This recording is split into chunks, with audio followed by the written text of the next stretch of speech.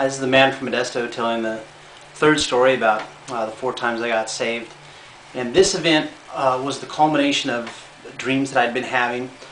Since the second time I got saved, I'd lived for, I think, let me see, I took this trip in 99.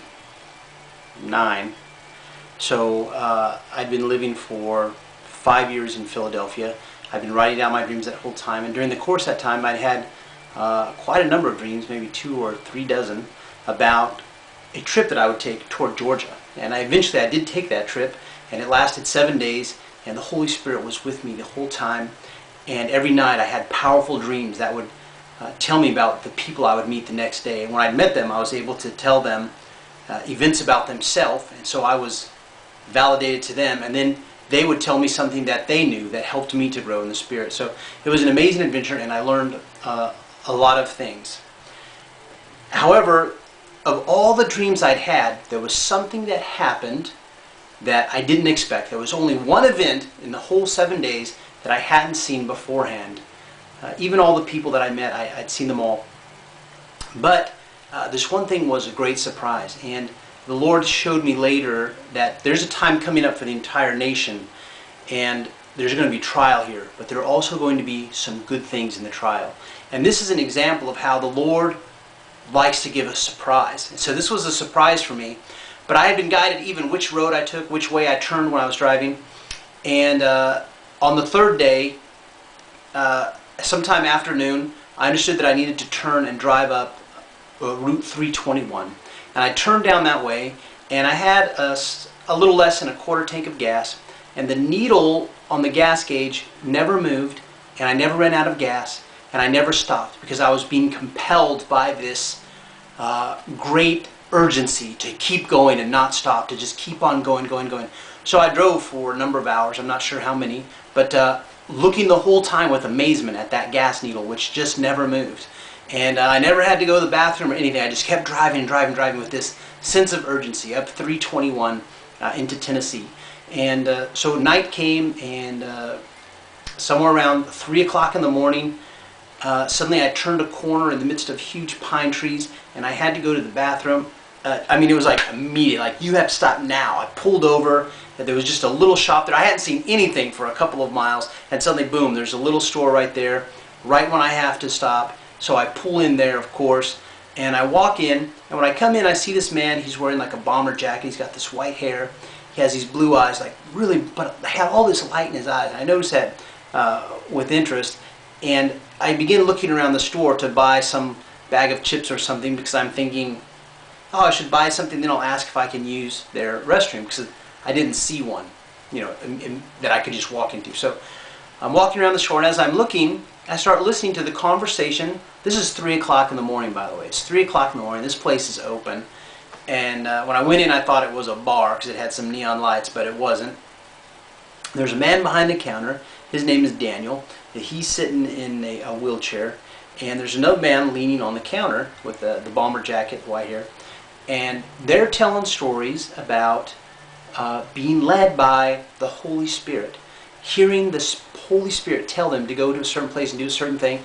And I'm thinking, wow, you know, this 3 days has been amazing so far, but here this man is talking about doing exactly what has brought me here. So this definitely is an appointment for me, but I hadn't seen this in my dream, so I was really at a loss for what was going to happen here. So I'm watching the man speak to the man in the wheelchair and listening to the stories about being guided by the Holy Spirit. And I'm standing there, I hear like 2 or 3 stories, and the door opens, and in walks this big guy in a suit. He's got this great haircut, and his eyes were just so filled with light. And I thought, wow, look at that. You know, it's something that you noticed when he came in. And he had a name tag on it, said Mike, business suit, tie, everything. And he looks at the guy leaning on the counter and recognizes him and calls him by name. And it turns out these 2 guys are friends. They haven't seen each other. They talk on the phone, but they hadn't actually seen each other for some large number, like 7 years. I can't remember exactly how long, but it was something huge, like 7 years they haven't seen each other. And he says, Mike, what are you doing here?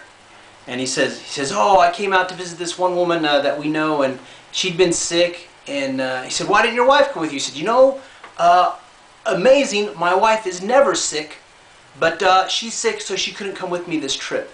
And he says, oh yeah, you wouldn't be out here this late if she was with you. He said, yeah, that's true, I certainly wouldn't be. So see, this is again, like the Holy Spirit is setting this whole thing up. And it turns out these two guys are Baptist ministers, again, went to seminary together. And that day was, I'll get to that later. So they start talking, and again, they're telling the whole stories. Eventually, their attention turns to me, standing there open-mouthed, listening to the whole thing.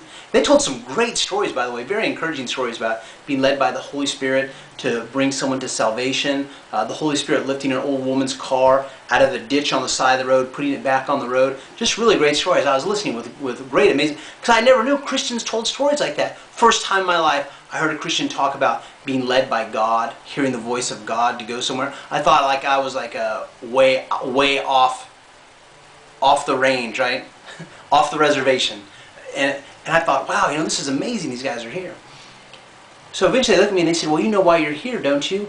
And I said, no, I don't. Because I had explained to them how I'd been traveling, listening to the Holy Spirit tell me where to go. And they said, you're here to get saved. So the three of us got on our knees right there on the concrete floor, and they said with me again, a sinner's prayer. But I felt then like something hadn't come full distance. Like something wasn't being moved, like something was in the way. I just felt like I received it and I was excited, but something I knew, I understood didn't move there. Now later when I look back at that, I really cherish that moment, because I understood then that these two pastors, these two Baptist pastors, they weren't just talking to a room filled with 100 people and I felt like I needed to accept a salvation call. It was that the Holy Spirit had led me to that place and was calling to me personally. And then I really understood how the Lord does call to each of us personally. It's not just a loudspeaker like, come to the Lord, come to the Lord. No, it's like, hey, you, I want you. Like the Lord cherishes each one of us personally. And I really began to understand that and apply it to me when I began to look back at that event. It wasn't 100 people who came there, it was just me. It was 3 o'clock in the morning. He brought those two guys together for me. You see? And when God brought you to where He took you, it was for you. And all the things He's going to do in your life for you is for you, because of His call for you. And so it was like such a precious thing to me, this third time that I was called. But again, still, I knew that there was something that wasn't moving. There was something that wasn't moving.